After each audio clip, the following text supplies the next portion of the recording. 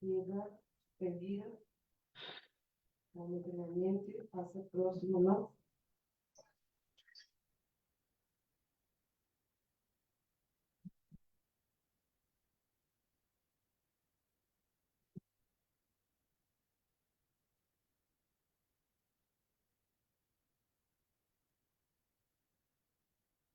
¿Qué tal, Mauricio?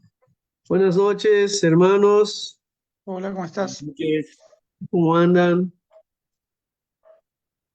Buenas noches, ¿Y bien, tú? bien. Buenas noches, buenas noches. ¿Cómo estás? ¿Cómo estás, Bruno? El domingo, bien, bien. ¿Y vos? Bien, bien, ¿ustedes?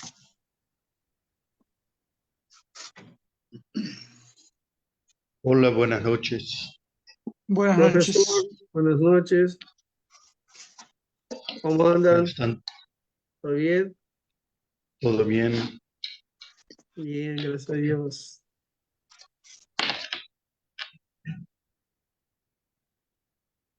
A ver, acá quién falta. ¿Cómo están todos? ¿Tranquilos?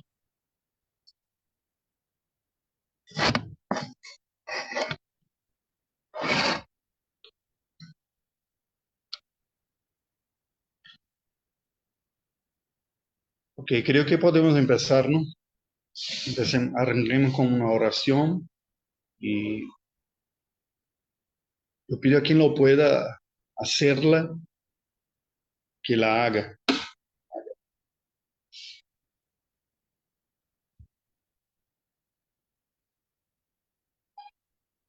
Alguien voluntariamente, por favor, conduzcanos en la oración. Si quieren, lo hago yo. Sí. Amén. Señor, le damos gracias en esta noche por estar aquí reunidos con el profesor. Te ruego, Señor, que aquello que quieras que aprendamos este día podamos no solamente poder almacenarlo de manera teórica en nuestras mentes, sino que también podamos llevarlo a la práctica sabiendo de que eso debe de ser tendencia tuya y para tu gloria. Señor, teología sin doxología no sirve de nada. Que podamos ser buenos hacedores de palabra. Gracias por este rato que vamos a compartir. Bendice la vida del profesor, de cada alumno. No conozco sus vidas o sus circunstancias, pero estas están en tus manos. Sabemos que tú obrarás conforme a tu voluntad. Te doy gracias en el nombre de tu Hijo Jesucristo. Amén. Amén. Amén. Gracias a Dios. Ok, excelente. Les saludo a todos. Vamos a empezar. En nuestro último encuentro, yo estaba motivado por lo que hablábamos todo y pasé de la hora ya entrando en el tema de hoy, que es la ley y el pecado. Vamos a ver, la ley y el pacto, perdón. El tema de la ley en el propósito de la comprensión de la teología bíblica. Y hoy nosotros vamos a ver este que por seguro era uno de los temas más importantes que tenemos para la comprensión de la revelación bíblica. Y hay muchas dificultades y también muchos errores de interpretación cuanto al lugar de la ley en la vida del pueblo de Dios. ¿Cuál es el lugar de la ley en la vida del pueblo de Dios? Bien, por supuesto, nosotros ya como iniciamos o empezamos a reflexionar sobre ese, acordándonos de las clásicas palabras de Pablo que hace algunas oposiciones en la ley y la gracia, ¿no? Y ustedes se acuerdan que no es incomún, por el revés, es mucho común nosotros oímos personas poniendo interpretaciones equivocadas a ese respecto. Cuando hablan a respecto de la ley y ponen en oposición la gracia de Dios. Que nosotros necesitamos comprender cuanto a eso es cuál es el lugar de la ley en el pacto, ¿ok? Necesitamos comprender de pronto, desde el principio, que el pacto antecede todo, incluso la ley formal, porque cuando hablamos de la ley, nosotros nos acordamos de cierto, de la ley de Moisés, que ha sido dada solamente por ocasión de la liberación del Egipto, por ocasión de la Pascua, y allí se recibió la ley, no por si acaso Moisés es considerado el más grande personaje por los judíos, porque con él empieza el registro físico de la revelación de Dios, ¿correcto? Nosotros tenemos los primeros libros de la Biblia escritos por Moisés, el Pentateuco, en hebreo la Torá, que significa la ley, la medida, y es la base de todo lo que viene después, por la lógica que ya comentamos anteriormente, que es la lógica de la revelación progresiva que encontramos en la Escritura Sagrada. La revelación de Dios para nosotros se da de manera progresiva y no de manera temática o tópica.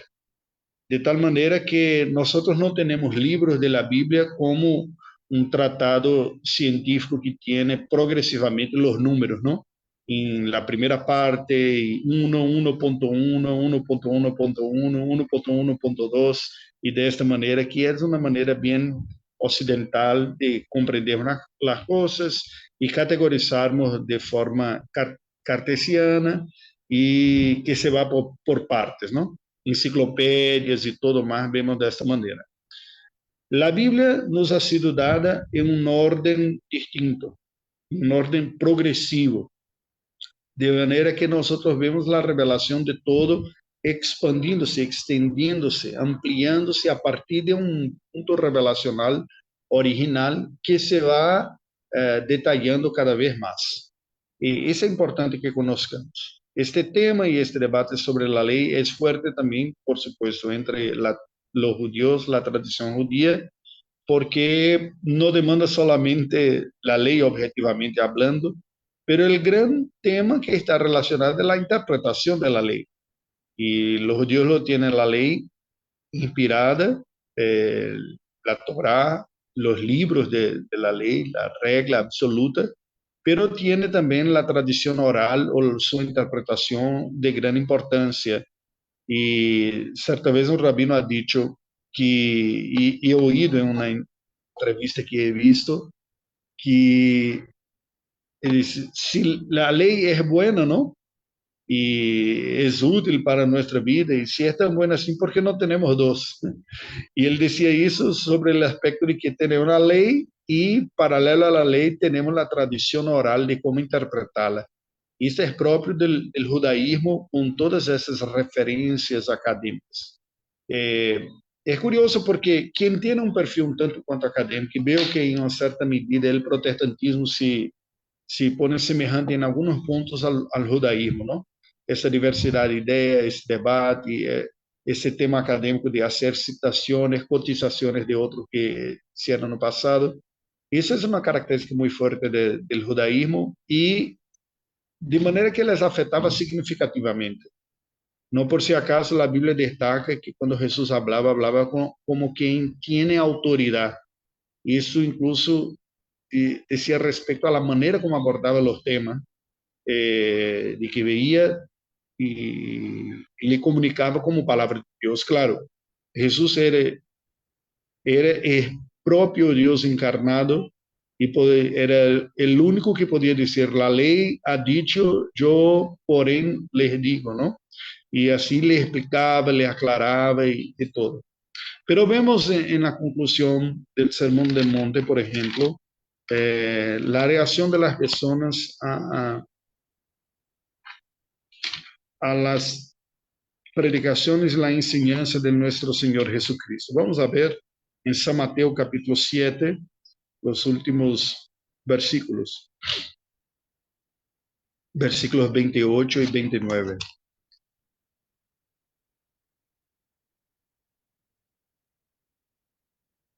Alguien, por favor, que pueda leerlo, hágalo.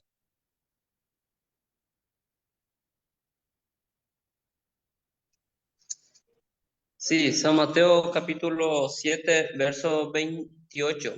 Y cuando Sí. terminó Jesús esta parábola, la gente se admiraba de su doctrina, porque le enseñaba como quien tiene autoridad y no como los escribas. Ok. ¿Qué percebemos de estos versículos ahí? ¿Qué dice el texto sobre la manera como el Señor Jesús enseñaba y cómo reaccionó el público que le oía? ¿Qué dice? Bueno, yo lo que interpreto es que cuando el pueblo que escuchó a Jesús y que entendió realmente se dio cuenta de quién tenía la autoridad, porque la autoridad es un atributo de alguien que maneja o domina un tema o sobre lo que está hablando, ¿no?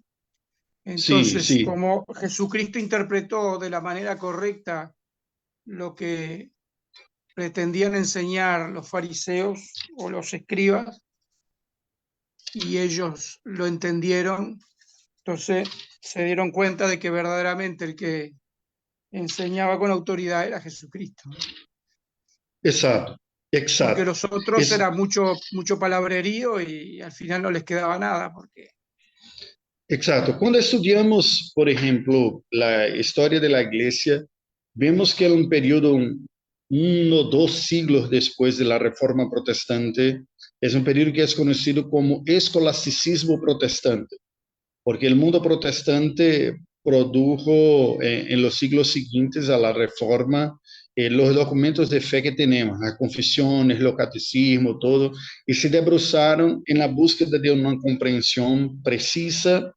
de todo o que era dicho. Isso ha afetado de uma maneira, dizem alguns historiadores, negativa, porque a ênfase em el debate intelectual e racional de la comprensión ha hecho con que se perdiera en algunos momentos los aspectos relacionales y prácticos, porque la disputa estaba enfocada en las ideas, en la búsqueda de la precisión de las ideas y en un embate de ideas. Y se dicen los historiadores que ha sido un periodo muy árido en la vida del protestantismo. Hay dibujos en una historia ilustrada del cristianismo de González que pone una congregación toda durmiendo enquanto el predicador está leyendo un manuscrito denso de varias hojas, ¿sí?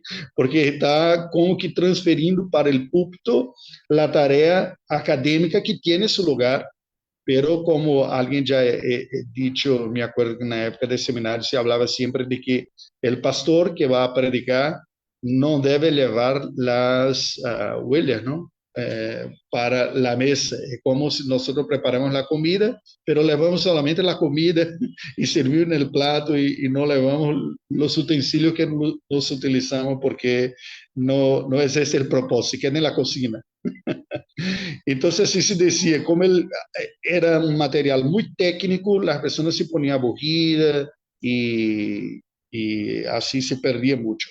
Bien, ¿por qué es importante decir esto? Porque nosotros tenemos que partir del punto inicial de que la ley de Dios no tiene un papel transitorio, no es como una constitución federal que ha sido promulgada en una fecha y que hasta que tenga otra constitución si perdió su valor, ¿no? No sé cómo se pasa en los países vecinos, ahí en Uruguay y Paraguay y Argentina, pero la historia de mi país, de Brasil, es una historia de varias constituciones, ¿no? No como la americana que ha sido añadida en enmiendas y en la verdad sigue supuestamente la misma desde en el principio cuando hubo un cambio. Vamos a ver, aún en el Sermón del Monte, pero ahora en el principio, en el capítulo 5, por favor, vamos a ver. Y ahí me gustaría de añadir esta información para que lo comprendamos mejor.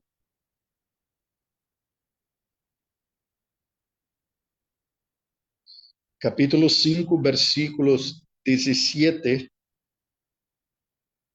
hasta 20. San Mateo 5, 17 hasta 20.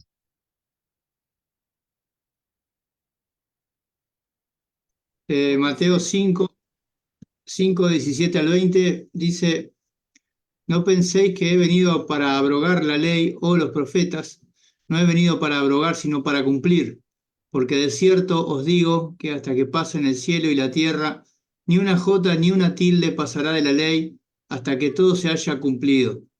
De manera que cualquiera que quebrante a uno de estos mandamientos muy pequeños y así enseñe a los hombres, muy pequeño será llamado en el reino de los cielos. Mas cualquiera que los haga y los enseñe, éste será llamado grande en el reino de los cielos. Porque os digo que si vuestra justicia no fuere mayor que la de los escribas y fariseos, no entraréis en el reino de los cielos. Ok, gracias. Es muy interesante tenemos estos versículos acá porque cuando Mateo escribió el Sermón del Monte, escribió con un propósito intencional muy claro. Yo sigo la línea de aquellos que interpretan que el Sermón del Monte no ha sido propiamente un sermón, hasta mismo porque tenemos muchos temas y un sermón con temas tan variados así con el Sermón del Monte es difícil que alguien lo acompañe, ¿no? Y son varios. Y vemos en los textos paralelos de Lucas se hace referencia en el principio en ocasiones distintas, que muy probablemente, y sigo esta línea de interpretación, ocurrió, es que Mateo, con el propósito de mostrar que Jesús era el Mesías, el Salvador, que vino para el pueblo de Dios y judío y tiene la comunidad judía en su mente, ya de pronto, inmediatamente después de registrar el inicio del ministerio de nuestro Señor Jesucristo, que está en el capítulo 4, cuando después de su bautismo ha sido tentado por Satanás y venció y inicia su ministerio, ya empieza con el Sermón del Monte. ¿Por qué? La lógica de Mateo es el siguiente: los judíos tienen a Moisés y la ley como la referencia absoluta de la revelación de Dios para nosotros, ¿correcto? Ese tiene. Ahora vino aquel que el propio Moisés ha dicho que vendría, que sería semejante a él, un profeta semejante a mí, ¿te acuerdas? En texto del Deuteronomio. Y entonces él ya presenta a Jesús como siendo el maestro, y hay una posición típica de enseñanza acá, que aborda y que enfoca toda la vida y el reino de Dios, el tema del reino de Dios y la enseñanza. Y él inicia su sermón, según las palabras de Mateo, con la descripción del perfil del súbdito del reino de Dios, que son las bienaventuranzas, aquellos que tienen estas características, quienes son los bendecidos que asistan.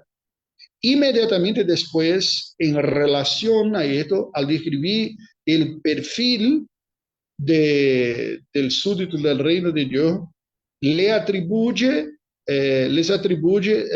dos características importantes: sal de la tierra y luz del mundo, presentando esta vocación para los otros. Nosotros somos llamados, perdón, acá, déjame cerrar la ventana que está lanzando fuera mis notas acá. Un ratito.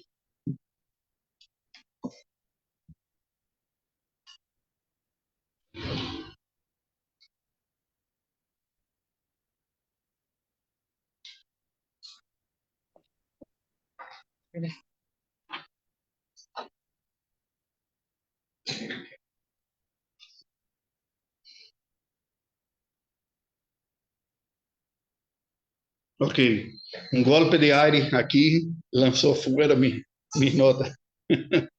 Entonces cerré la ventana para que sigamos acá. Entonces, Mateo empieza describiendo esto. Y inmediatamente después de presentar este perfil de aquellos que oyen, como que diciendo: mira, nosotros somos llamados para seguir al Señor y vivir su voluntad y tenemos una vocación delante de la sociedad de sal y de luz, y hace sus advertencias acá. Inmediatamente después, él ya empieza con este versículo, ¿no? ¿Y cuál es la importancia de ver estos versículos acá? De 17 hasta 20. ¿Cuál es? El primer Bueno, punto. Sí, sí, perdón, puede pensé hablar. que era pensé que era una pregunta. Sí, sí, no es retórica, es una pregunta, porque lo tengo esta característica. Sí, si demora a contestar, yo sigo. Por favor, No, Domingo. pienso que lo primero que va a poner en claro es que de ninguna manera va a quebrantar la ley. O Exacto, sea, exacto. que quede claro de entrada. Exacto. Este el punto es importante porque el Señor Jesús, nosotros no podemos olvidar de esto, que el Señor Jesús era judío, como ha dicho Juan, eh, vino para los que eran suyos, pero los suyos lo rechazaron. En otra ocasión, Jesús ha dicho que el Hijo del Hombre vino en busca de las ovejas perdidas de la casa de Israel. ¿Te acuerdas de esto? Que el Señor Jesús vivió toda su vida aún bajo la legislación de la antigua alianza, porque es claro del autor a los Hebreos que el testamento solo tiene validad con la muerte del testador, ¿no?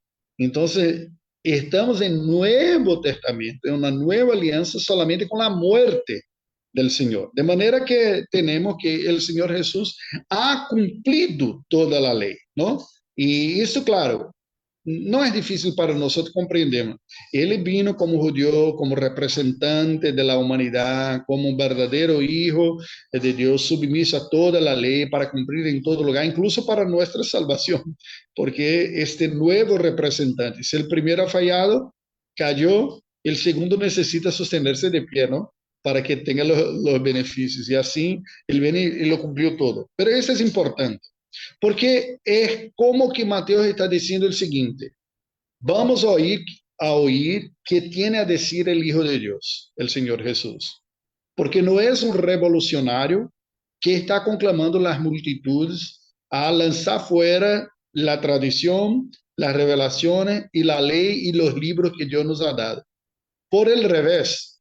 Entonces las palabras fueron sido cuidadosamente seleccionadas por Mateo a poner acá todo lo que leímos en el Sermón del Monte, que es como que un resumen de un discurso del maestro, de nuestro maestro Jesús como el verdadero profeta, está envasado en la verdad de que la ley de Dios nos ha sido dada, pero ustedes no están comprendiendo su significado todo, y yo voy a aclararlos. Esto que dijo Jesús. Vamos a ver poco a poco acá, otra vez, versículo 17.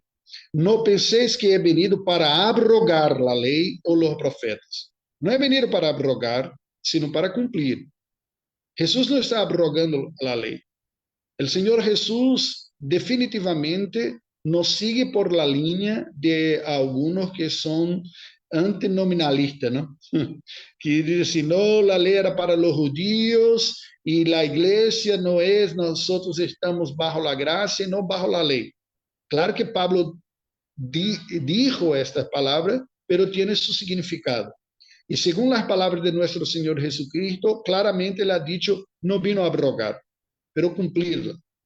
Algunos dicen, ok, Jesús vino a cumplirla porque él aún estaba bajo la ley, una vez que aún no tenía morido, ha sido muerto, aún no tenía resucitado, aún no estábamos en la nueva alianza.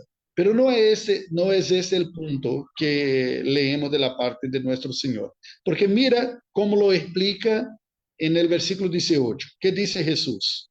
Porque de cierto os digo que hasta que pasen el cielo y la tierra, ni una jota, ni una tilde pasará de la ley hasta que todo se haya cumplido.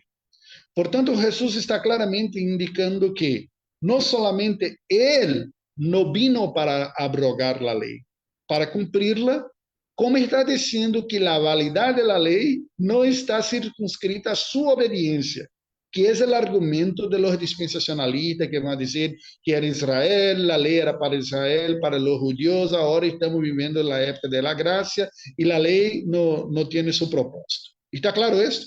Jesús dice claramente que no pasará el cielo y la tierra sin que todo se cumpla, todo. Entonces está en válida, aún sigue válido. Ele dice, va a cumplir todo, a punto que hace una referencia que dice, ni una jota, ni una tilde pasará de la ley. La lengua griega es interesante, la lengua que ha sido escrita en el Nuevo Testamento, porque la letra J, que es iota en griego, a veces ela es tan desprovida de un significado más fuerte, que viene simplesmente con un pequeño riesgo bajo la omega, llamamos de iota subscrito, que es un iota que está como que implícito, ¿no? Y muchas de las lenguas, incluso europeas orientales, tienen la J como siendo una semivogal, no es no es una consonante como otros tantos. De manera que no es una letra que en muchas palabras cambia significativamente el sentido. Y la tilde, nosotros vemos que los acentos en la lengua griega también no cambia el sentido, el significado de las palabras, es más para que sepamos cuál es la sílaba fuerte, ¿no? La tónica y distinto de la A. En otras palabras, es como si Jesús dijera el siguiente acá. Él dice, mira, hasta los aspectos que parecen sin importancia de la ley, todo tiene un propósito y se cumple todo. No hay nada que no tenga importancia y lo respeto a todo, lo seguiré a todo y todo se va a cumplir. ¿Ok? Y de ahí viene la advertencia de Jesús en versos 19 y 20. Él dice de manera que cualquiera que quebrante uno de estos mandamientos muy pequeños y se enseñan a los hombres muy pequeño será llamado en el reino de los cielos, y cualquiera que los haga y los enseñe también será llamado grande aquel que los haga y los enseñe. Porque os digo que si vuestra justicia no fuere mayor que a los de escribas y fariseos, no entraréis en el reino de los cielos. Es una palabra muy fuerte y muy importante, porque los fariseos eran destacados debatedores de la ley y defensores de la importancia de la ley.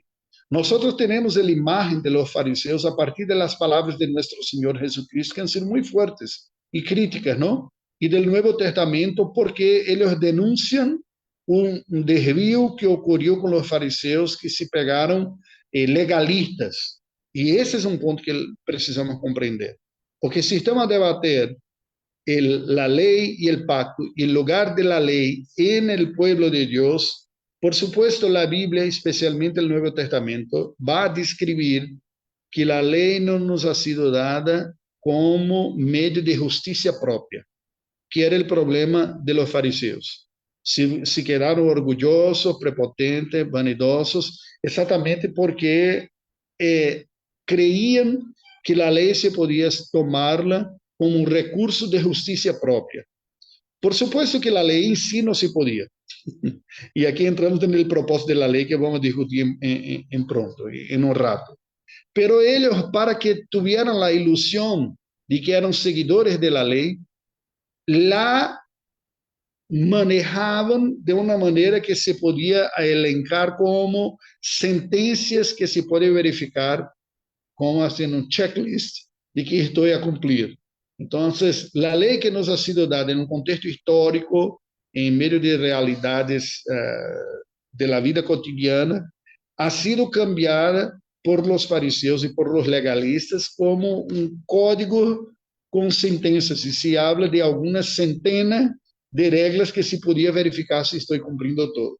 Y Jesús dice, esos se perdieron en el propósito. Y ahí es interesante porque a partir del versículo siguiente, de 21, mire,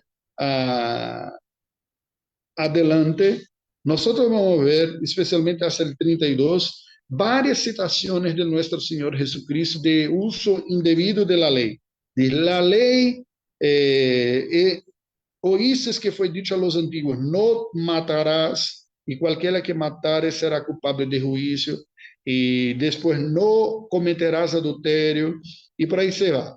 ¿Qué hace el Señor Jesús? Saca algunos puntos ilustrativos de la ley y dice, aquellos que toman la ley como medio de justicia propia se equivocan en el propósito de la ley. Porque aquellos que sacan estes órdenes como sendo órdenes que están enfocados en las acciones, pierden de vista que la realidad humana empieza con las motivaciones. Entonces, si externamente, en términos de actitud, alguien puede decir, no soy asesino porque nunca he matado a alguien, o no soy adúltero porque nunca he traicionado a mi mujer con otra mujer, y por ahí se va. Jesús está diciendo, el equívoco de tomar la ley de esta manera porque es un abordaje superficial. La ley nos ha sido dada para que nosotros construyamos códigos de qué hacer y qué no hacer para tomarnos como mejores, perfectos o imperfectos. Porque que la ley está indicando es una revelación de nuestra naturaleza pecaminosa. Si yo digo, no he cometido adulterio, pero abrigo pensamientos adúlteros en mi corazón, yo tengo una motivación, un deseo, una inclinación dentro de mí que es contraria a la ley, con relación al sexo. Si la ley dice que no debo matar, pero odio a mi hermano, y dice el odio es un asesinato intencional.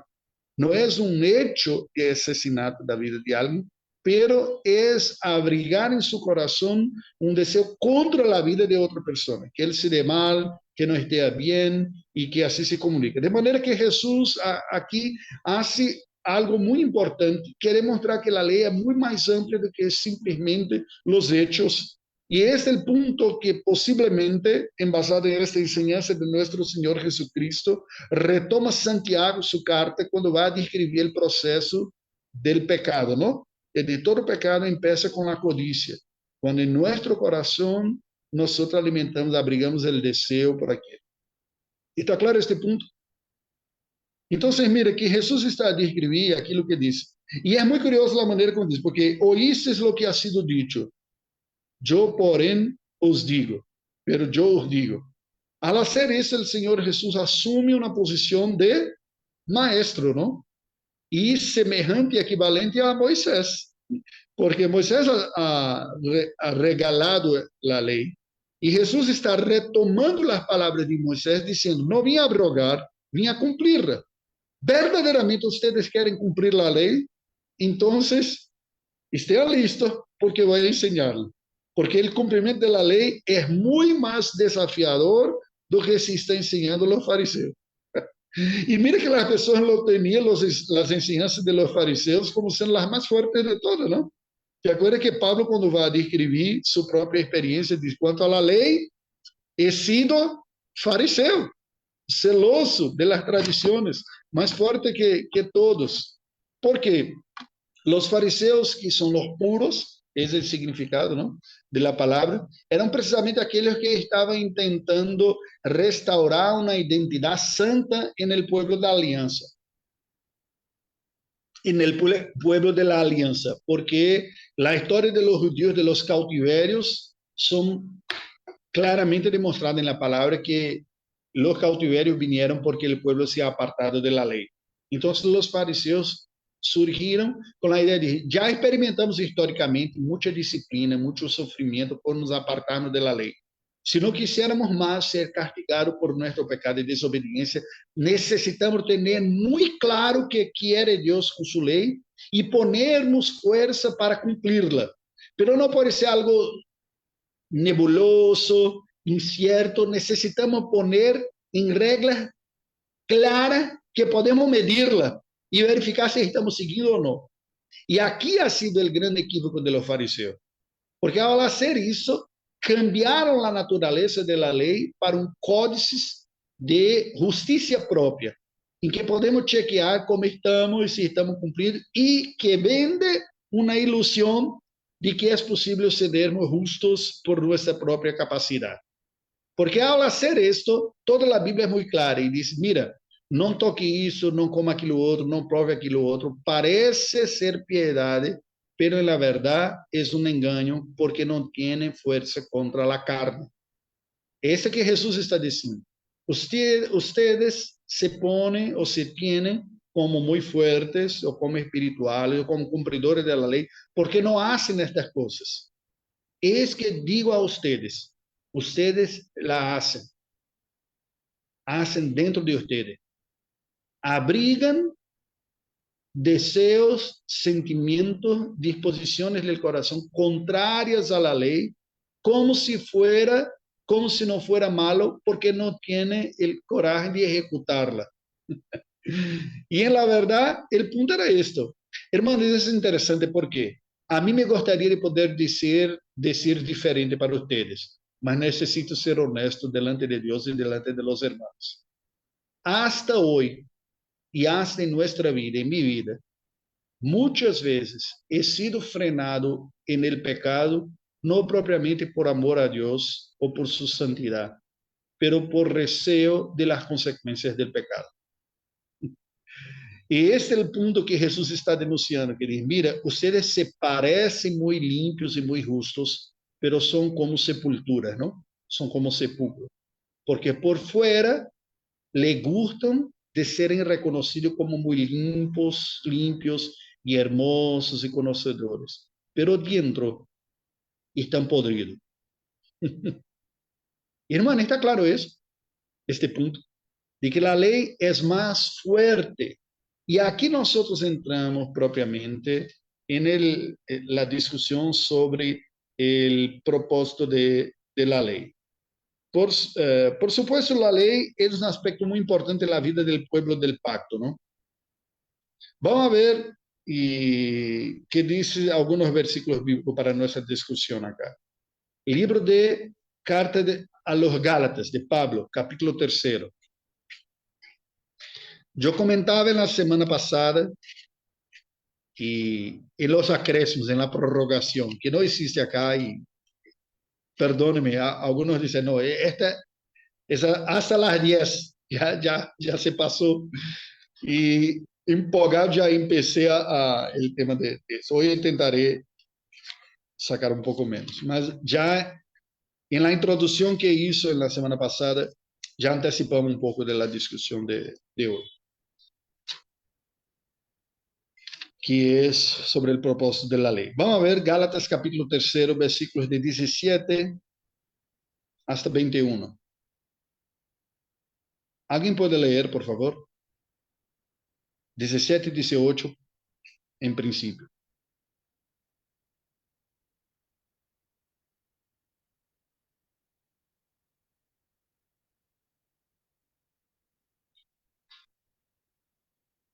Gálatas 3, de 17 hasta 21.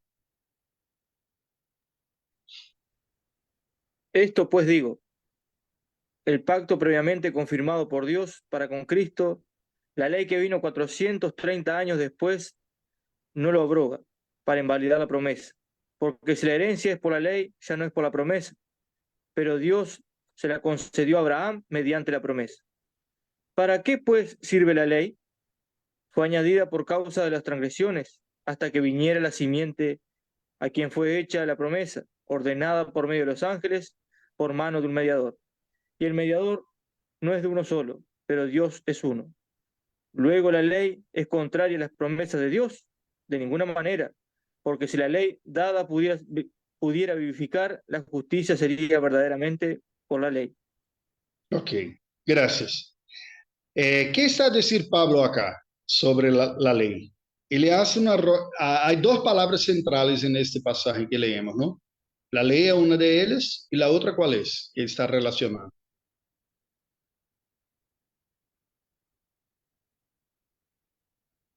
La promesa.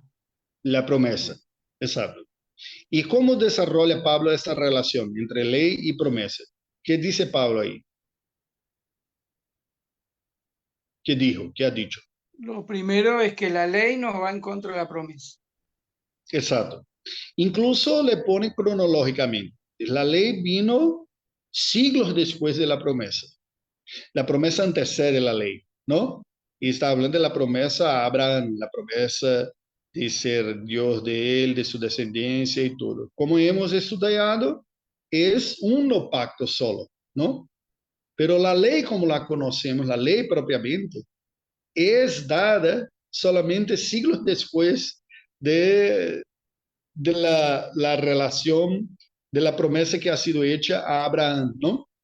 ¿Y cómo lo tenemos? Bien, algunos judíos van a decir que Dios tenía como que pre-revelado la ley a Abraham y a los anteriores de manera oral y todo, pero es una manera legalista, ¿no? Así, porque lo toma la idea de que experimentamos las bendiciones o la verdadera piedad en cumplir la ley, entonces este hueco ha sido puesto en la parte de Dios. ¿Cómo? Explica ahí, Fabián, que hay escrito, que puso una afirmación en el chat. Le estaba respondiendo a Domingo, porque él le puso en el chat qué significa acrésimo. Ah, ok. Vos estabas hablando de que como que perdón. como que te excediste, como que te pasaste del Sí. horario y algo. Sí. Sí. Añadir, poner más tiempo. Perdón. Y por favor, Gracias. no me dejen hablando mi portuñol, no. No, mis hijos me ayudan acá y dicen, papá, tú eres muy lento para aprender los términos. Estás a oír y Ahí no te Igor puso prórroga, ahí está más claro para nosotros. Sí, Prórroga. porque Gracias. avanzamos algunos minutos, uns 5 o 6 minutos, y voy a tentar oír respectar esto, porque me empolga algunos de este tema y no puedo, tengo que respetarlo también. Bien, vamos a volver. Entonces, ¿qué nosotros vemos acá? Que para los judíos que son muy legalistas, no todos, pero una tradición fuerte es, porque entiende la importancia de la ley, la tiene la ley casi como un modelo de justicia. Y esto que Jesús ha dicho, dice, la justicia no viene por la ley. La ley nos ha sido dada para que nosotros tengamos más claridad sobre el camino, ¿no?, que debemos seguir y todo más. Y Pablo acá describe claramente en el pacto antecede a la ley. Como hemos visto, es uno solo pacto que empieza con Adán y que fue ratificado con Noé y después con Abraham, después con Noé, con Moisés, perdón, después con David, con los profetas, y se cumplió en Jesús todo, lleno, ¿ok? El nuevo pacto que hereda todo que tiene el antiguo y que le profundiza y lo amplía. Básicamente es esto que tenemos en Cristo Jesús. Pero Pablo está a explicar aquí, él dice, bien, si la promesa antecede, y la promesa está embasada en un principio claro, que es la fidelidad de Dios en cumplir su palabra y bendecirnos con gracia, ¿cuál es, pues, el propósito de la ley? En el versículo 19, ¿qué dice Pablo?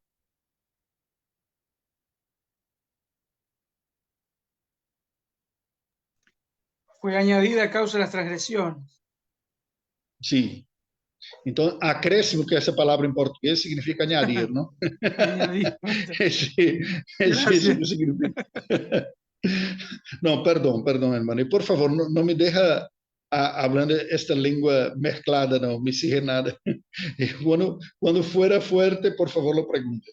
Entonces, Pablo está diciendo que fue añadida por causa de las transgresiones. Esto es importante. Vamos a volver a eso. Por favor, llame a atención un poco más, si no vuelva de pronto a este punto, que es el propósito de la ley, ¿ok? Pero necesitamos comprender un poco más de eso. Y Pablo entonces desarrolla más esta idea diciendo, la ley es incapaz de producir vida, justicia propia. Eso es muy importante. Porque podemos pensar que si ella es ineficaz en producir vida y verdadera piedad, ¿cuál es el propósito entonces de ter sido revelada para nosotros? Porque me parece natural tenemos una reflexión utilitaria de la ley. Tiene un propósito, ¿no? si ha sido dada con un propósito. Y si el propósito de producir vida no es alcanzado, ¿cuál es el propósito de la ley? Bien, vamos a ver algunos versos más. Vamos a Éxodo. Éxodo 24, versículo 7. Libro de la ley. Hay ceremoniales de ratificación de la ley.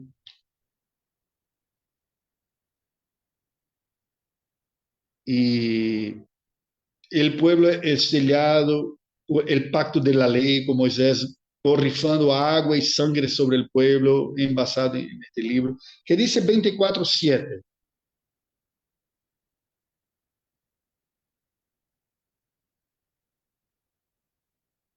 De Éxodo.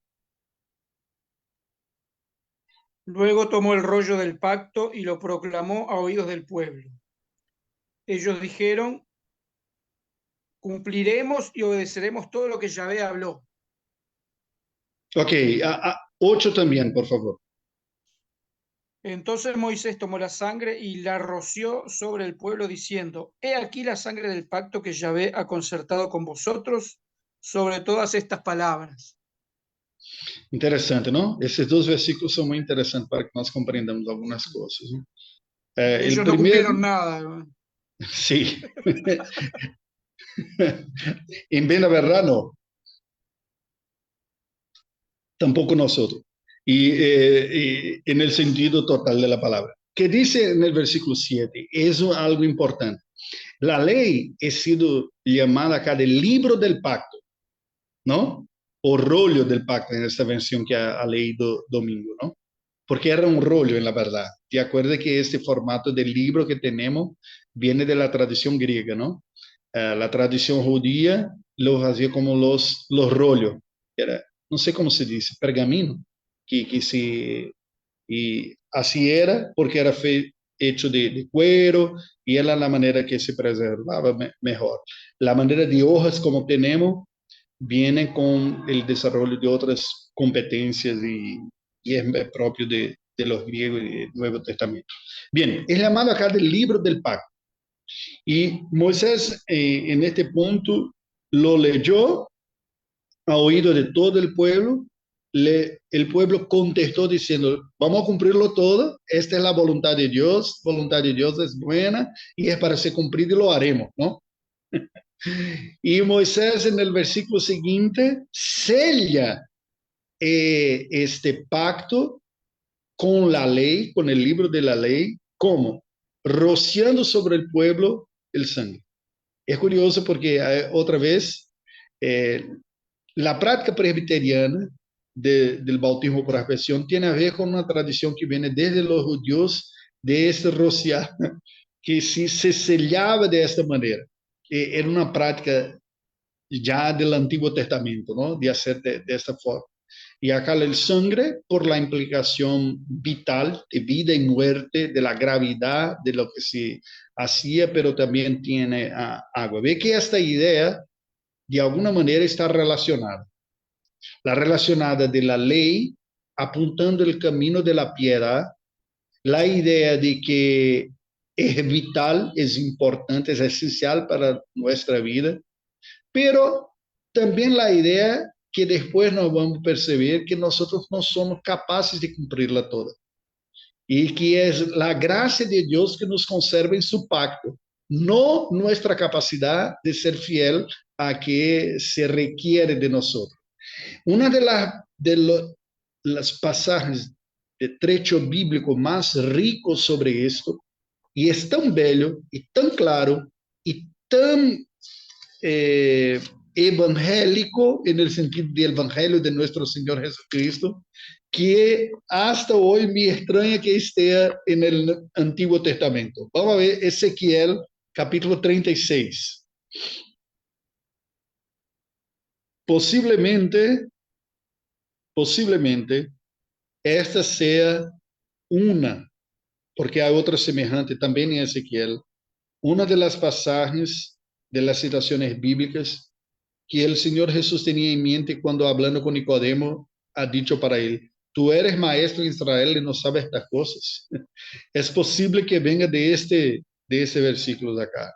versículo 25 hasta 27. Ezequiel 36, de 25 hasta 27. ¿Quién puede leer, por favor?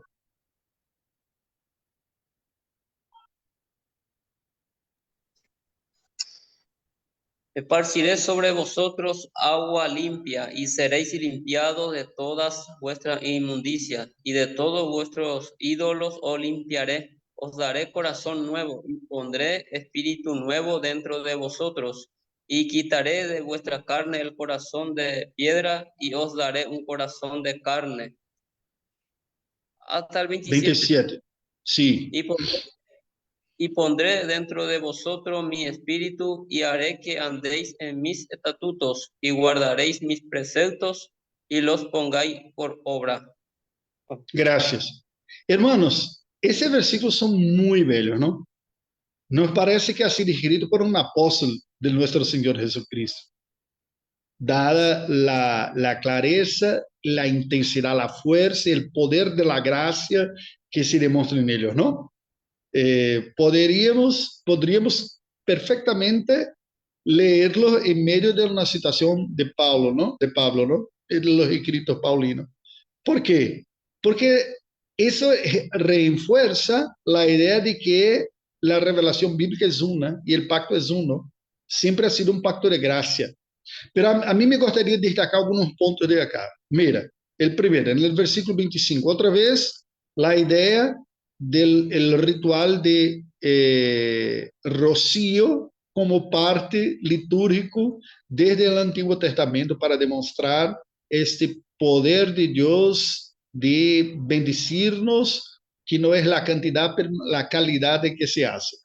En esa demostración típica de los hebreos de un acto concreto apuntando para una realidad espiritual. Dios dice, esparciré sobre vosotros agua limpia y seréis limpiados de todas vuestras inmundicias. O sea, claramente Dios está diciendo, soy yo que limpio ustedes. Ustedes no son limpios. Ustedes son pecadores. Soy yo por mi poder que los limpio de vuestros pecados, vuestras idolatrías y todo. ¿Correcto? Está claro. Ahora mira cómo evoluciona la idea acá, profundizando y poniendo más fuerza. Os daré corazón nuevo, pondré espíritu nuevo dentro de vosotros, quitaré de vuestra carne el corazón de piedra y os daré un corazón de carne. Hermano, este es puro evangelio, ¿no? Está hablando de transformaciones y de cambios que son profundos y que vienen desde dentro. Es este punto que Jesús está diciendo lá en el Sermón del Monte, que dice, la ley, digo, no mataréis, yo porém vos digo, si odias, ya has quebrantado la ley. ¿A dónde? En el corazón, porque es de ahí que procede todo. ¿Te acuerdas que Jesús en otra ocasión ha dicho que contamina el hombre no es que come, porque no es que entra en la boca, es que sale, porque es de corazón que procede los asesinatos, los pecados y todo. Ese es el punto. Y que Dios está diciendo es que es Él quien produce aquello que nosotros no conseguimos producir.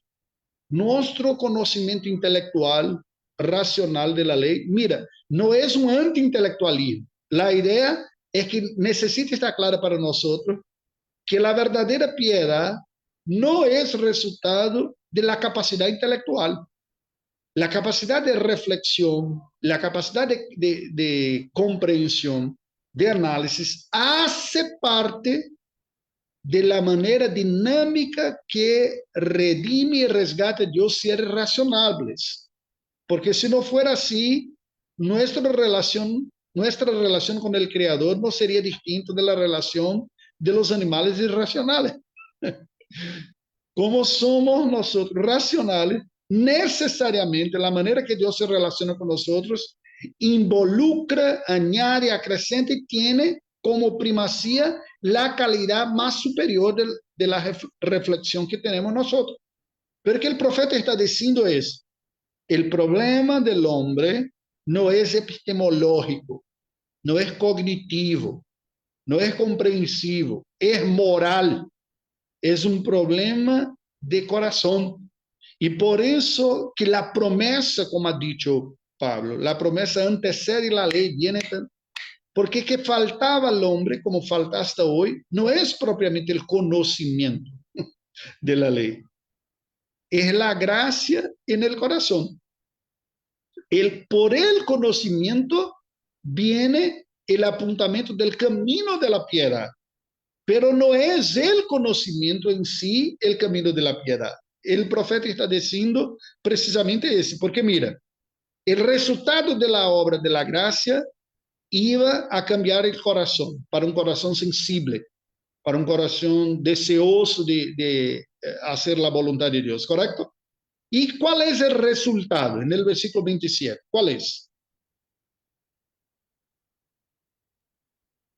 Que Dios tiene que poner su espíritu en nosotros para que nosotros podamos andar en su ley, pues si no, si Es al revés curioso, no pasa. sí, es curioso la manera como dices tú, ¿no? Porque Dios tiene que poner, Dios pone Sí, por su gracia, pero si Dios no, no pusiera, por estamos fritos. supuesto, estamos fritos. Exato. Si Dios no pusiera su propio espíritu, su gracia a partir de dentro, podemos estudiar clases por internet, tener diploma que sea, comprender todo, que nada de eso tiene la capacidad de cambiar nuestra naturaleza y las disposiciones de nuestro corazón. La promesa, y Pablo retoma eso, dice la promesa, que es promesa de gracia, que es la promesa pactual de la compañía de Dios, de la vida de piedad, él antecede la ley, porque es la propia naturaleza del pacto, ¿correcto? Y mira que Ezequiel dice aquí que como resultado de esta gracia, nosotros tendremos la propia habitación de Dios en nosotros y la parte final del versículo que dice, andéis en mis estatutos, guardéis mis preceptos, los pongáis en obra. Ponga atención en esto porque es muy importante. A los legalistas, aquellos que como los fariseos no comprender el propósito de la ley y lo toman como un medio de justicia propia, ponga tu atención en esto que es muy importante. Les restará siempre reducir la profundidad de la ley a algo que pueda manosear y controlar y decir, estoy a cumplir. Por eso que siempre la humanidad tiene la tentación de decir, pastor, dame 10 reglas de lo que debo hacer para tener un buen matrimonio, 10 reglas para que tengo que hacer para ser un buen padre, 10 reglas que tengo que hacer para evangelizar bien, porque nosotros tenemos siempre la tentación de que podemos manejar todo y estamos en el control de la situación y podemos mensurar, medir cómo estamos haciendo. Hicieron los fariseos y Jesús está diciendo, ustedes son superficiales, están medindo solamente porque aparece, porque ve los ojos y están y perdieron de vista la fuente que es el propio corazón. Controla las actitudes, pero no controlas el corazón. Por eso son como sepulcros callados, que parecen bellos, porque a la vista humana parecen bellos, pero lá dentro, en el lugar en que son de Dios, ve que hay podrido, que está podrido. ¿Está claro este punto? Entonces vamos a ver cómo lo comprendemos. ¿Cómo comprendemos un libro que es llamado Libro del Pacto, el libro de la ley, que es santa, que es buena, como ha dicho Pablo, y no sea eficaz en producir en nosotros los resultados que debemos? Vamos a ver ahora, vamos a regresar al Nuevo Testamento. Romanos 7:7, ¿qué dice? Primer, Juan Calvin preséntanos la ley a partir de 3 propósitos, ¿ok? Y ponga tu atención en eso, porque si comprenderes esto, serás muy bendecido en el uso y el sentido en la interpretación de la palabra ley. Romanos 7:7, ¿qué dice?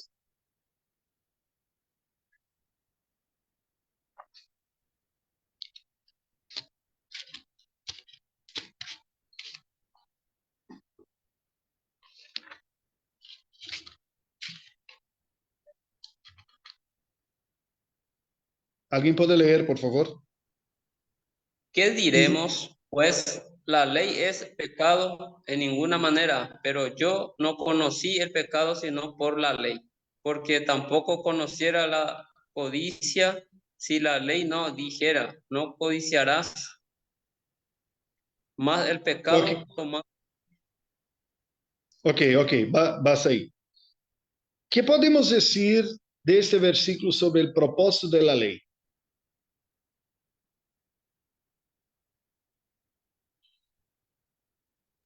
Que la ley lo que hace es indicar el pecado. Exacto, exacto. Este es el primer punto que no podemos nos olvidar. Primero y más básico de todo. ¿Qué hace la ley? La ley nos pone delante de Dios. Y así, al ponernos delante de Dios, reconocemos nuestro propio pecado. La ley hace eso porque presenta el contraste que hay entre un Dios santo, justo y bueno y nosotros que somos pecadores, quebrantadores de la ley y malos. ¿Ok? Entonces, el primer uso de la ley no es positivo en términos de sentimiento. Claro que es positivo, ¿no? Es como alguien que está enfermo y dice, no voy al médico, no voy al doctor porque encuentro muchas dolencias cuando voy allá. Mira, es tonto. La dolencia está en ti. Él lo diagnostica para que puedan tratar. Y así hace la ley. La ley tiene este incómodo de un diagnóstico de algo que está malo. Y por eso que muchos lo rechazan. Y dicen, no me gusta de la ley, no me gusta de los profetas, no me gusta de la palabra de Dios, porque está siempre diciendo que tengo pecado. ¿Por qué será? Porque lo tiene. Ese es el punto, ¿ok? Entonces, Pablo está a decir claramente acá, él dice, la ley es pecado, no, de manera ninguna, porque no conocí pecado sino por la ley. Fue porque la ley me ha dicho que se pase conmigo, que yo me reconozco como transgresor. ¿Esto es malo? No. Es mala la sensación, ¿no? Porque a nadie le gusta de oír cosas que no son positivas al respecto de sí propio, aunque sean verdaderas, ¿no? A todos nosotros nos es más agradable oír elogios, ¿no? Oh, cómo estás bello hoy, cómo estás hablando bien el castellano, parece incluso un nativo, hablando así. A eso nosotros no gostamos de oír. Pero cuando se dice verdades que no son agradables, ellas son necesarias. Mira que dice un poco más adelante, en versículo 12, Romanos 7:12. ¿Qué dice?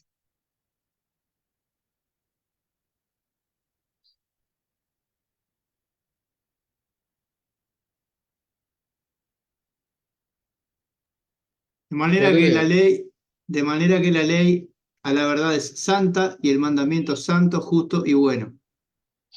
¿Por qué esto es importante? Porque cuando nosotros no gustamos del mensaje, nosotros maltratamos al mensajero, ¿no? Y dice así. ¿Y qué Pablo está diciendo? Mire, el problema no está con el mensaje, el problema está en con quien oye. Él dice, la ley, el mandamiento es santo, justo y bueno. El problema es que nosotros no somos así. Entonces, el primer propósito de la ley es revelar el pecado que hay en nosotros. Nosotros solo tenemos conciencia de nuestro propio pecado porque la ley de Dios nos dice que es así. ¿Ok? Eso es importante. Y esto, ponga tu atención en esto, no cambia. De Antiguo para Nuevo Testamento, de Moisés, de antes de Moisés como a Abraham, después de Cristo, los apóstoles, porque la ley toda apunta para la santidad de Dios y el contraste con nuestro pecado. El primer uso de la ley es poner en evidencia nuestra transgresión. ¿Ok? ¿Está claro eso? Eso necesitamos ver. Me acuerdo siempre de algo que se decía de Lutero. Lutero hablaba que todo el mensaje cristiano es un binomio entre ley y evangelio. Todo mensaje cristiano. Porque la ley, decía Lutero, es toda la parte de la Biblia que nos indica que debemos hacer y que no nos alcanzamos a hacer. Son los órdenes bíblicos para que cumplamos. Y si fuéramos honestos, vamos a perceber que no lo hacemos todo. Entonces, hay siempre en el mensaje cristiano un elemento de revelar lo que está malo con nosotros. Pero un mensaje verdaderamente cristiano no se queda ahí, porque nadie lo soportaría. Ese es el problema del mensaje de los fariseos, que Jesús dice, es un peso que es añadido a las espaldas de las personas. Ni siquiera ellos lo cumplen. Ese mensaje de haga eso, haga aquilo otro, no cumplen, son hipócritas. Pero siguen predicando así porque no ven todo el propósito de la ley. El segundo propósito de la ley está en Romanos también, capítulo 10. Vamos a ver. 10, versículo 4. Pero Pablo también va a hablar de esto en Gálatas. Romanos 10, 4, ¿qué dice?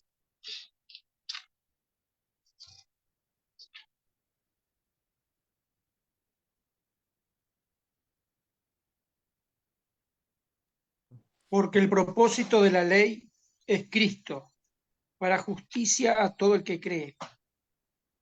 Excelente, excelente. ¿Qué versión es esta, Domingo, que te utilizas? Es la textual, ¿Cómo le llama? ¿Textual?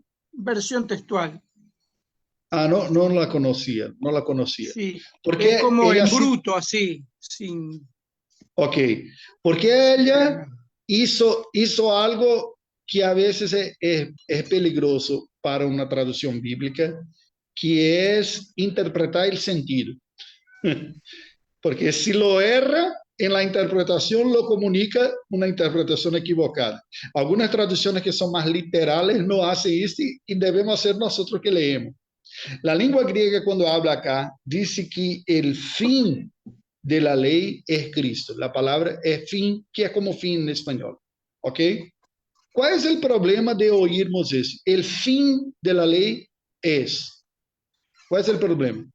Porque hay una ambigüedad en esa palabra, ¿no? Como, si uno entiende mal, si uno puede ser el fin como que se termina ahí. Se termina. Exacto, exacto. Ese es el Es problema de la otra, palabra fin. otra Exacto. acepción de la palabra fin. Exacto, exacto. Entonces, ese es el problema de la palabra fin. Ella tiene una connotación de término, de que se acabó, no tiene más la verdad, fin, y cerró. Es como el sueldo que se termina antes del mes, ¿no? Y ya no tengo plata, no alcanzo, no puedo comprar, tengo que esperar el próximo mes para tener algo más. Fin, se acabó, no tengo más, ¿ok? Pero el fin es una palabra también que está relacionada a finalidad, a propósito. ¿Qué es esto acá? El fin de la ley es Cristo. No es como dicen algunos que son anti-ley, que llamamos técnicamente antinomianos, que así son contrarios a la ley. Dicen, no, con Cristo no hay más ley. El fin de la ley es Cristo. No es el fin en que se acabó. El fin de finalidad. Esa traducción ha sido muy feliz en eso.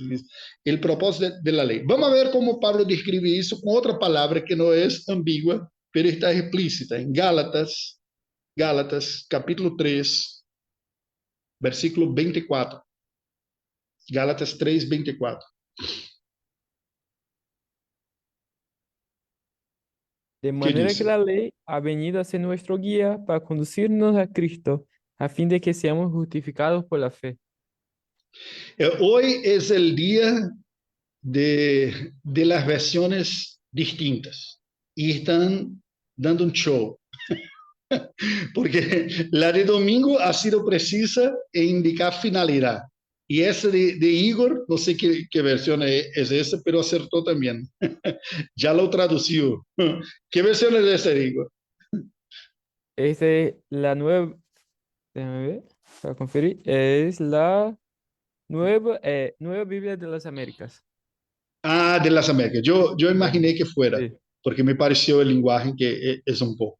Mira, la que uso yo cuando estoy hablando con ustedes es la clásica Reina Valera, que es más literal en la traducción.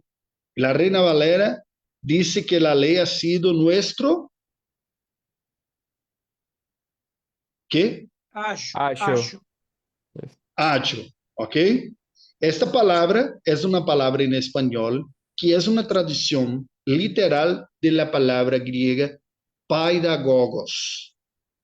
¿Le suena semejante a algo? Paidagogos. Pedagogo. Exato, pedagogo, literalmente. Pedagogo es la palabra que viene a la lengua latina a partir de una transliteración del griego que vem de paidia, que é criança, e gogos, né, de corria, que ensino, é maestro de crianças, que é a ideia da pedagogia, não? A pedagogia é a enseñança de crianças. E mira que bello, né? Que a palavra que se utilizou Pablo acá para descrever é o seguinte: a lei tem um propósito como maestro de niños, de enseñar niños que são tão sencillos em suas reflexões, qual é o caminho para ir a Cristo. Hermanos, este es cristianismo.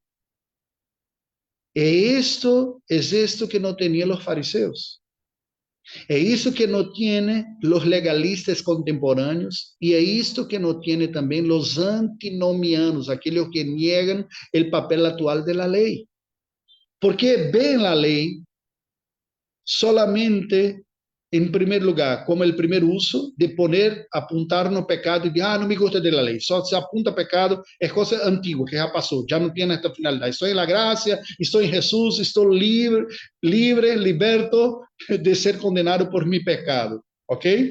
Por otro lado, no tiene la perspectiva de los fariseos que ven la ley como un medio de justicia propia. Y ahí Pablo está diciendo, no se comprende. Él mismo no comprendía esto. Ele só veio a compreender isso depois que Jesus lhe aparece no caminho de Damasco e diz: ¿por que me persigues? Ele diz: ¿Quién eres tú? A quem estou perseguindo? Eu sou Jesus, a quem tienen perseguido. E aí Pablo recalcula e rehace toda su teologia, para que todo ensinamento que tinha ele, toda a compreensão da Bíblia agora, é mediado por Jesus. Los estudiosos de Pablo van a decir que los escritos paulinos son cristocéntricos. ¿Y por qué son cristocéntricos? Porque con su conversión, él percibió esto, algo que no veía antes, que la ley tenía un propósito de conducirnos como niños que están perdidos hasta Cristo. ¿Ok? La ley tiene este propósito. Son como pedagogos para llevarnos a Cristo, como maestros que nos llevan a Cristo. ¿De qué manera? Vamos a reflexionar acá y entender. Con el primer uso de la ley, yo tengo despertado en mi vida, tú tienes despertado en tu vida, en tu mente, la conciencia de tu pecado. Si se para ahí, ¿qué sucede? La desesperación y la desesperanza.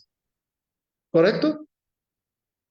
Necesariamente, para que tengamos salud y esperanza, necesitamos de algo más. Y este algo más es que, ok, reconozco, concordo, no tengo esperanza en mí mismo, no consigo comprender derecho, y cuando lo comprendo, no cumplo, y cuando me esfuerzo para cumplir, no cumplo todo, soy incompetente, soy incapaz, no tengo justicia propia. Bandeira blanca, reconozco, y soy incompetente. Agora ajuda-me, por favor, porque estou muerto, estou mal na fita. E na fotografia estou mal. E aí a lei tem o segundo propósito. A hora que reconoces que não tienes justiça própria, que te respaldes delante de Deus, eu te apresento a justiça de Deus para ti, que é aquele único que ha cumprido todo, Jesus, em tu lugar. Ele cumpriu a lei. Então, a lei, depois que nos pone delante do espejo, com nossas maldades, agora desvia nossos olhos para mirarnos al justo de Deus, que é Jesus. ¿Está claro isso? E, nesse sentido, uma ação leva a outra. É que decía Lutero, toda predicação cristiana tem lei e evangelho. Ou seja, nos revela nossas incapacidades para em seguida revelar a capacidade de Cristo em nosso lugar. Ele cumpriu todo, ele é a justiça. Está claro isso, irmão? Este papel sigue todo o tempo. Já era assim desde o Antigo Testamento. Porque mira acá, que importante. Repara em todo o culto do Antigo Testamento. Todas as vezes que um judeu tinha um cordeiro para sacrificar, que traía uma oferta no templo, que el sacerdote se limpiaba con las aguas antes del sacrificio, que se llamaba arrepentimiento. ¿Qué es esto? Este es el Evangelio. No por si acaso Juan Bautista presenta a Jesús como el Cordero de Dios que tira el pecado, que saca el pecado del mundo. Porque el mensaje de que somos incompetentes, somos transgresores de la ley, pero Dios ha proveído para nosotros un sustituto inocente para morir en nuestro lugar, es el Evangelio que era predicado a través de los sacrificios del Antiguo Testamento. Entonces, la ley ceremonial, incluso la liturgia del Antiguo Testamento, cumplía estos dos propósitos, ¿no? Porque cuando yo traía un animal en sacrificio, estaba diciendo, soy pecador, no soy digno de la presencia de Dios, reconozco mi pecado y ese inocente va a pagar por mi vida. Ahí ya tiene el segundo significado, que es el justo por el injusto, la muerte del inocente en lugar del culpado. ¿Está claro esto? Segundo uso de la ley, empurrarnos para Cristo, el Cordero de Dios, el perfecto. El tercer uso de la ley, ¿cuál es? Para cerrarnos. Es demostrar el camino de la piedad. Entonces, cuando el texto de Ezequiel dice que cambiaré vuestro corazón de piedra para un corazón de carne, pondré mi espíritu dentro de vosotros, para que andéis en mis estatutos y los guardéis. ¿Ok? Cuando Pablo, escribiendo, dice que yo conozco o pecado, porque la ley me habla de pecado, pero la ley es santa, buena y justa. Cuando el salmista dice, guardo tu palabra en mi corazón para que no peque contra ti, ¿qué está a decir? Está presentando el tercer uso de la ley, que es la ley como un camino santo. Pero no es más un camino en que busco yo justificarme, porque ya sé que no consigo. No es un camino de justicia propia como tenían los fariseos, porque ya reconocí eso cuando veo la necesidad de mi Salvador. ¿Está claro eso, hermanos? ¿Están conmigo acompañando la idea? Entonces, cuando digo, no soy capaz, Él es capaz, no consigo producir la justicia por mi capacidad intelectual, moral, sea lo que sea, necesito de un Salvador. Cuando hago esos ejercicios juntos y digo, tengo en Jesús mi Salvador, ¿y cómo sigo viviendo ahora? Ahora que tengo perdón de mis pecados en Cristo, que tengo la presencia de Dios conmigo, yo quiero vivir para honrarlo. Entonces, la ley nos escribe, nos demuestra, nos apunta un camino de santidad. Ese es el propósito tercer de la ley. ¿Ok? ¿Y está claro eso? Entonces, en el pacto de Dios, la ley tiene estos propósitos. Y por fin, el último punto, voy apenas a citar, porque no tenemos tiempo y no voy a robarles más minutos. Es que leemos del Antiguo Testamento que Dios hizo un pacto con David. Vamos a ver, 2 Samuel 7:24. 2 Samuel 7:24.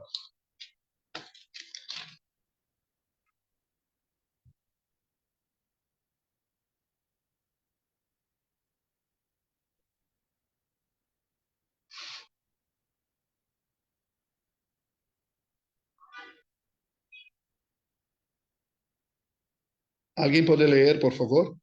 ¿Qué está diciendo Dios para David cuando va? Porque tú estableciste a tu pueblo Israel por pueblo tuyo para siempre. Y tú, oh Jehová, fuiste a ellos por Dios. Ok, hemos discutido eso ya en semanas anteriores, ¿no? Ese es el corazón del pacto, ¿correcto? Dios tiene un pueblo y esa promesa de ser Dios de su pueblo es para siempre. Ese está en el corazón de todo el pacto, incluso de este pacto con David, que nada más es que la reafirmación del pacto de Dios con su pueblo, pero ahora añadido un elemento. Como siempre, ¿te acuerdas? Desde Adán, la promesa del descendiente, ahí viene con Noé la misma promesa, pero hay una señal ahora del pacto. Después con Abraham, de que tendrá un pueblo descendiente suyo y tendrá una señal del pacto, que es la circuncisión. Después con Moisés se añade la ley como reglas para que tenga escrito que quiere Dios, para tener conciencia de pecado, del Salvador que necesitan, del camino de piedad. Ahora con David la monarquía, un gobernante. Mira que dice el versículo 13. 7:13 de este pacto con David. ¿Qué dice?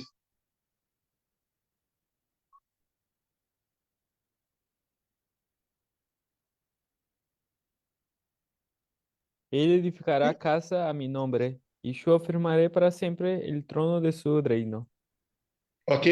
Mira qué interesante. Siempre los términos pactuales.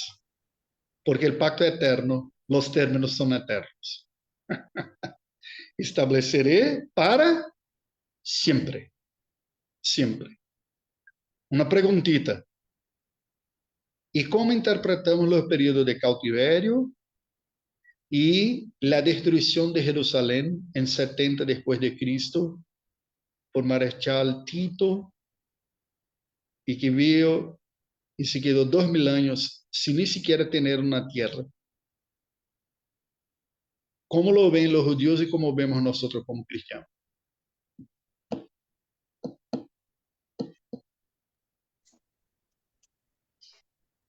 Creo que para nosotros cristianos vemos como eh, algo claro que deja avisado que nuestro reino no es acá, en esta tierra, y sí en la tierra venidera.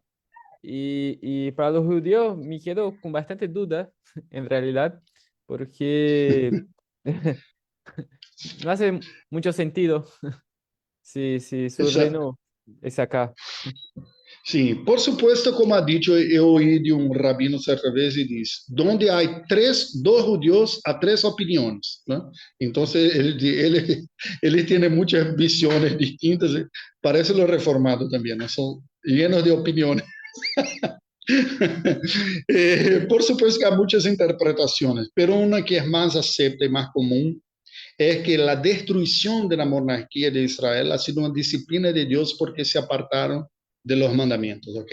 Y así el cautiverio y todo. En general, ellos abrigan en su corazón, tienen en su corazón, mantienen en su corazón la esperanza de una restauración. Esta esperanza es la esperanza de que hiciera esto el Mesías. Y como era muy terrenal, como era una restauración de la promesa que acabamos de leer a David, ellos rechazaron a Jesús como Mesías porque no hubo una restauración de un reino terrenal. Pero eso lo comprendían los judíos. Entre tanto, no es esto que se comprendía propiamente, lo comprenden los cristianos, ¿no?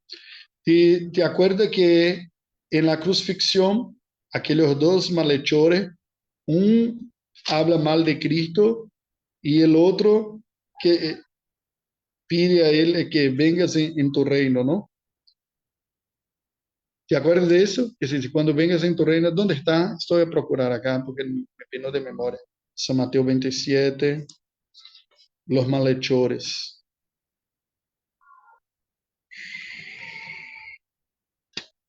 A mí me gustaría de leer cómo está, pero no estoy encontrando. Tremendo. Si está en Juan.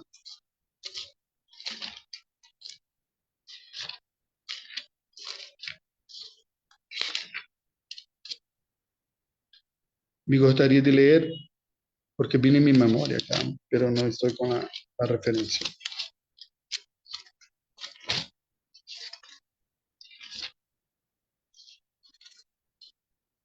En Lucas no está mejor. Lucas, ¿dónde está? Lucas 23:39. Ok.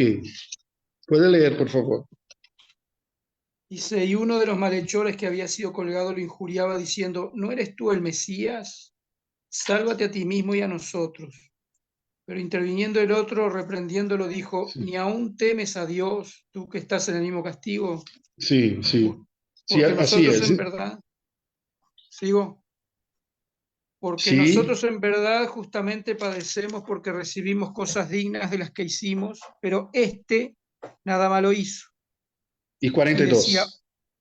decía, oh Jesús, acuérdate de mí cuando vayas a tu reino. Interesante, ¿no? Porque mire que en la respuesta de este 2, y Jesús le responde, ¿no? Y que dice en 43, entonces Jesús le dijo, de cierto, que hoy estarás conmigo en el paraíso. Y así encerramos esa clase hoy. Este reino de Dios prometido a David y un descendiente eterno se cumple en Cristo. Pero Amén. que no comprendieron la mayoría de los judíos es porque tenían ganas de una restauración terrenal, a semejanza de aquel malhechor que dice, si eres el Mesías, si eres, porque todos tenían la esperanza de un descendiente de David que iba a restaurar la miseria que se metieron ellos, ¿no? Por desobediencia. Y él rechazaron porque dice, seguimos siendo oprimidos por los romanos, seguimos sin tener autonomía, seguimos pagando impuestos, todas expectativas naturales. Pero el otro dice, mira, nosotros estamos acá porque hicimos algo mal. Este está acá sin pecado. Él es Mesías. Él es el prometido. Tanto es que su palabra, él dice, te acuérdate de mí cuando vengas en tu reino. Es la promesa de David, de un rey eterno, pero comprender que es de naturaleza espiritual. Ve cómo todo se encaja perfectamente. Jesús ha dicho, no vino desplazar la ley, pero cumplirla. El reino de Dios está en medio de vosotros. ¿Ok? Y así nosotros tenemos que aquel reino terrenal del Antiguo Testamento era como una sombra del reino eternal de Dios que es para todo siempre y sobre todas las naciones, no solamente sobre una nación. Y es espiritual, es el gobierno de Cristo sobre los hombres experimentar a partir de la conversión. Cuando tenemos Cristo como nuestro gobernante y su verdad en nuestra vida, nosotros vivimos el reino. No importa en qué país estemos, no importa en qué modelo político estemos, no importa quién se asiente en la silla gubernamental, porque en la gran silla gubernamental está el Rey de los Reyes, el Señor de los Señores. Así reconoce y presenta el Nuevo Testamento para nosotros a Jesucristo. Desde el ciego, Mardoqueo, que le llamó diciendo, hijo de David, tiene misericordia de mí. ¿Por qué hijo de David? Este pacto con David, el descendiente, es el gran Señor, el gran Rey. Y el libro de Apocalipsis cierra la Biblia diciendo que cuando Jesús viniera en el futuro, él tendrá una faja en su coja que dice Rey de los Reyes, el Señor de los Señores. Este pacto eterno se cumple en Cristo Jesús. ¿Alguien gustaría de comentar algo? No voy a tomarle más tiempo, sino oramos y le concluimos hoy. A mí me quedó una pregunta para Sí, hacerte, por ¿no? favor. No quiero que me maten, pero el-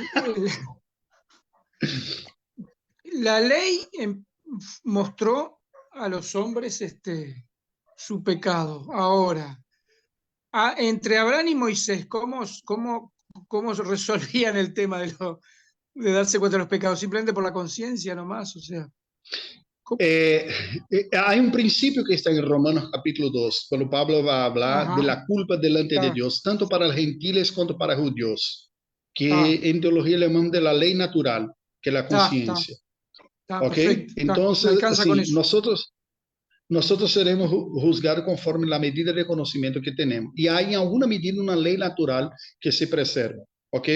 Y claro, no es absoluto, no es perfecta, está contaminada, pero es que tenemos. Y la medida justa de Dios se juzga porque lo tenemos y no porque no lo tenemos. ¿Ok?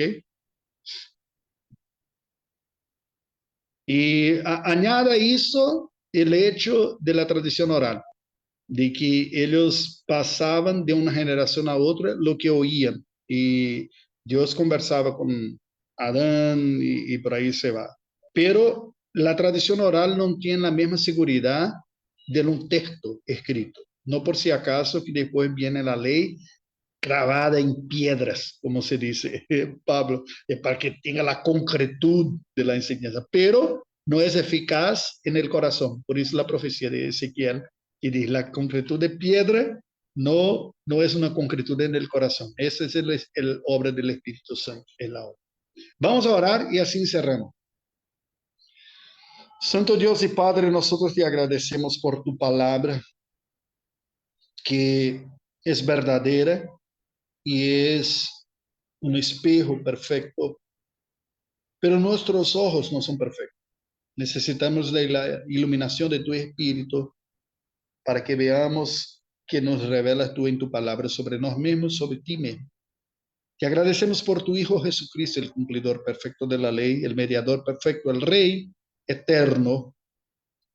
Y pedimos la gracia, Señor Dios, de convivir, de vivir contigo y para ti, para que crezcamos en obediencia de tu ley, de manera que te glorifiquemos y experimentamos verdadera piedad, que no es resultado de nuestra justicia propia, pero es resultado de vivir contigo, de amarte y de buscar conocerte para tu gloria. Despídenos ahora, bajo tu gracia y protección, danos una buena noche, en el nombre de Jesús oramos. Amén. Dios les bendiga, hermano. Mucho gusto. Amén, bendiciones. Bendiciones. Amén, Buenas noches a todos. bendiciones. Muchas gracias. Bien. Bendiciones. Bendiciones.